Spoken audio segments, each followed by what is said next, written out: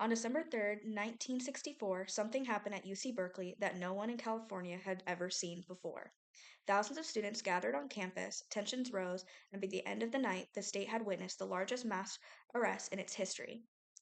It was a movement that didn't just shake a university, it changed the future of free speech and student activism across the country.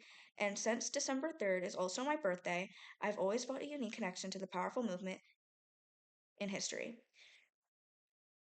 The UC Berkeley uprising marked a turning point that transformed student activism for generations to come. The UC Berkeley uprising marked a turning point in how students could speak, organize, and stand up for what they believed in. Today, I will walk you through how the movement began, how many people took part, and what led to the arrest that made this event so historic. The movement began with something simple. Students wanted the right to express themselves politically on campus. They wanted to hand out flyers, support causes, and participate in the world around them. The passion didn't come out of nowhere. It was fueled by the civil rights movement and the growing opposition to the Vietnam War. Students felt a responsibility to use their voices, and they weren't willing to let the university silence them. Their determination sparked something much bigger than anyone expected, and the number of people who joined in was huge. Estimates say that between 5,000 and 10,000 students were involved in the movement.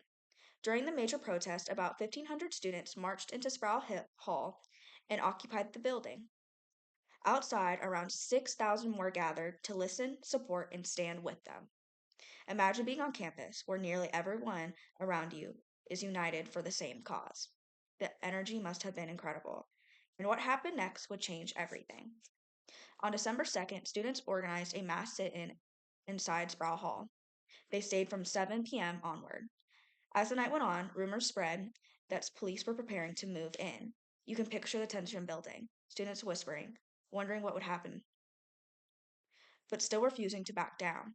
At midnight at December 3rd, officers entered the building and gave the students 5 minutes to clear out. No one moved. They stood their ground knowing the risks. Because of that, nearly 800 students were arrested, the largest mass arrest in California's history. In the end, the events at UC Berkeley fundamentally reshaped the nature of student protest movements. Today, we looked at how the movement began, how many people were involved, and what led to the arrests. And even though the night ended with hundreds of students being taken away, the movement was ultimately a success. It lifted the ban of political and social activism on campus, allowing students and faculty to speak, organize, and participate in political life with far less fear of punishment.